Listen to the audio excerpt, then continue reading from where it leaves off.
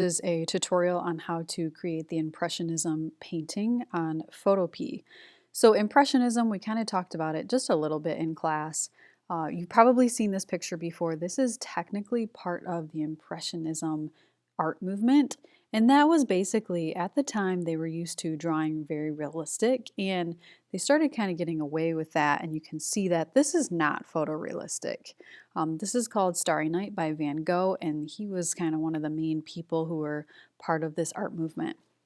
So small strokes, not realistic, but a lot of times it showed everyday life. And here's some more examples, not hyper realistic. And basically the image is broken down into these brush strokes. So what we're going to do, you're going to find a personal photo of your own.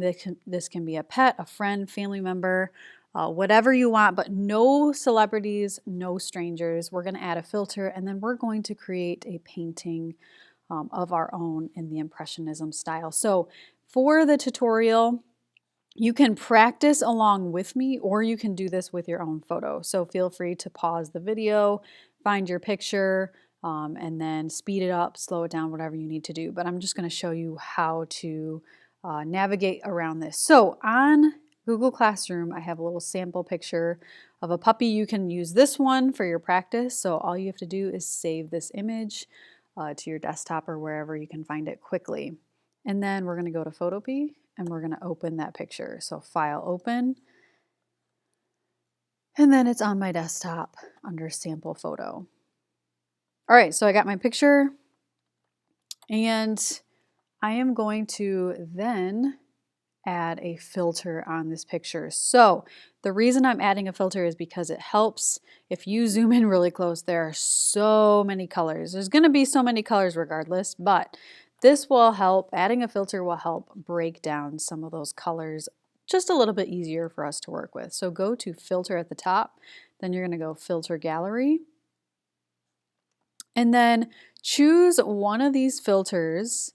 Every filter is just a little bit different, so it just depends on your picture. Choose one that you like. I kind of like this fresco. I think I'm going to do fresco. You can also decide on, like, if you toggle with these, this kind of changes it around as well. So you can decide if you want to change any of those. Once you have what you want, click OK. All right, so we've got our filter, and then another thing that you can do is adjust. So if you go to Image, Adjustments, and Brightness and Contrast, you can adjust that to make it, you know, a little more dramatic if you want. You can go to Image, Adjustments, and then Vibrance.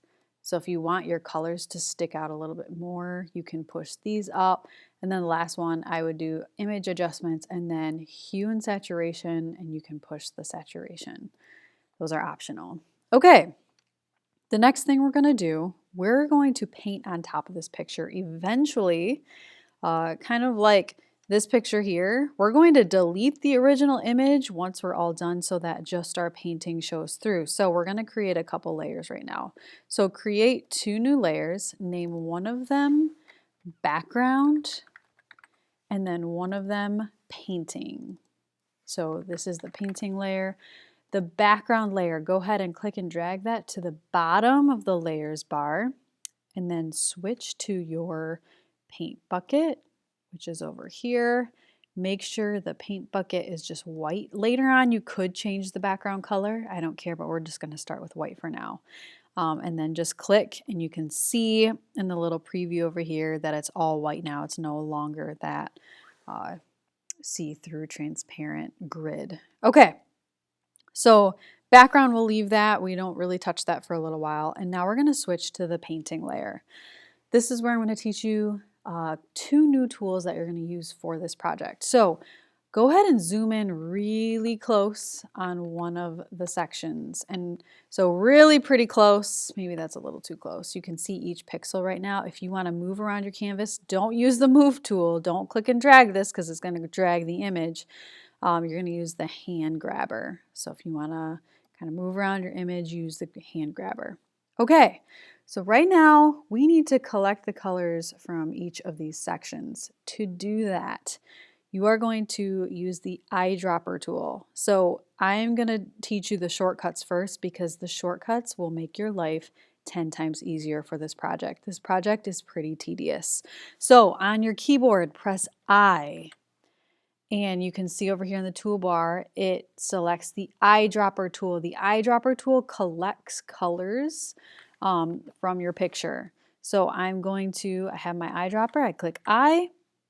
If I click, and like if you click fast, you'll see that circle appear, but if you click and hold down, you can see what color it is collecting. So it's collecting, you can see, and the previous color as well.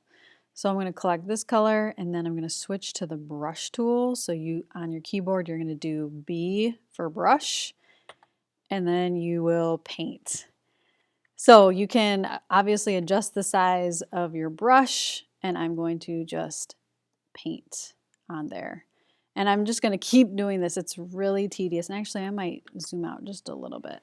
So I'm going to adjust my brush. And you don't want your strokes too big. You don't want them too small. So I on your keyboard, select the color. B on your keyboard, and then brush stroke. I collect, B stroke. I collect, B stroke. All right, and I'm just like, you literally do this over and over until this whole picture is copied over. Always remember you're on the painting layer when you're doing this, because if you're painting on the picture, we're eventually deleting this layer. So all of your work will be deleted with it. So don't paint on the background layer. So if I turn this off, I can see my progress so far. Not a lot.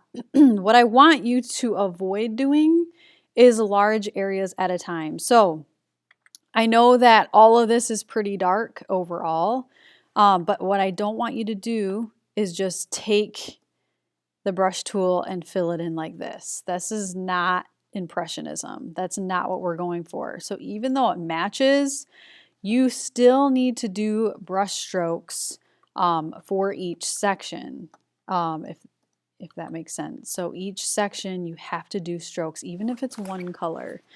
Okay, so last thing I will show you is the smudge tool. You don't have to use the smudge tool, and I definitely don't want you to go crazy with the smudge tool. But over here where there's the little, looks like a teardrop, if you click and hold, you're gonna switch to the smudge tool. You can adjust the size, and this can help blend colors just a little bit.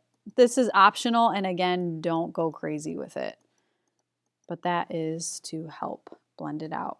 So then you will have something like this. This is obviously in progress, but when you turn off your layer, you will start to see your image appear as you start collecting and creating more strokes. But that is the Impressionism painting.